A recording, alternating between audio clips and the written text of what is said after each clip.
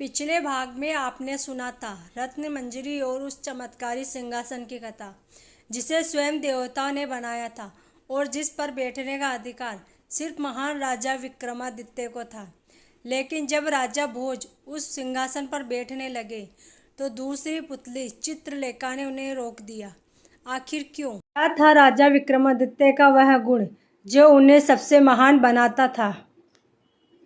तो शुरू करते हैं दूसरी पुतली चित्रलेखा की कहानी।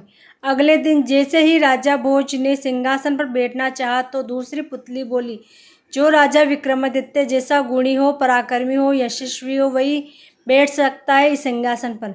राजा ने पूछा, विक्रमादित्य में क्या गुण थे?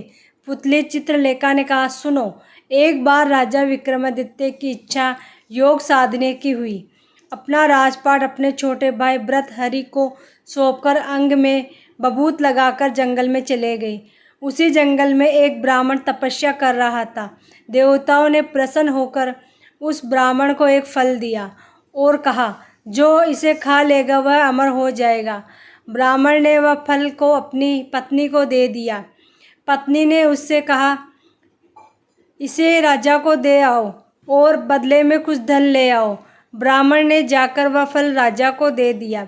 राजा अपनी रानी को बहुत प्यार करता था। उसने वह फल अपनी रानी को दे दिया। रानी का प्रेम शहर के कोतवाल से था। रानी ने वह फल उसे दे दिया। कोतवाल एक वेश्या के पास जाया करता था। उसने वह फल वेश्या को दे दिया।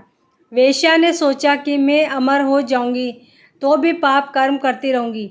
अच्छा होगा कि यह फल राजा को दे दूं। वह जिएंगे तो लाखों का भला करेंगे।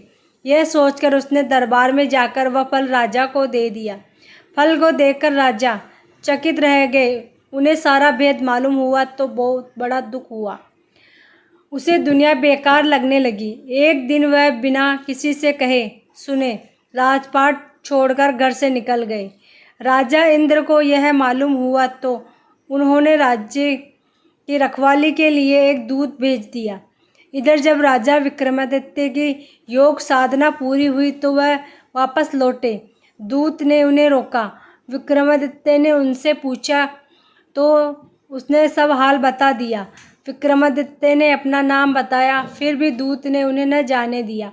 बोला, तुम विक्रमादित्य हो तो पहले मुझसे लड़ो। दोनों में लड़ाई हुई। विक्रमादित्य ने उसे पछाड़ दिया। दूत बोला, मुझे छोड़ दो, मैं किसी दिन आपका काम आऊँगा।